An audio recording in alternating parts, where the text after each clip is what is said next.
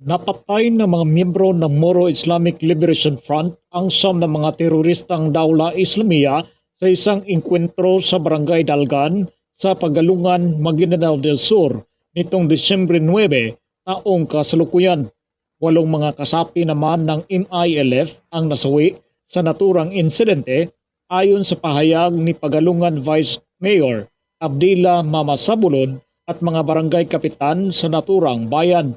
Ayon kay Mama Sabulod, pinaputukan ng mga Dawla Islamia terrorist ang grupo nila Abbas kaya nagkaenkwentro na nagsanhi ng pagkamatay ng siyam na terorista at 8 mga kasapi ng MILF.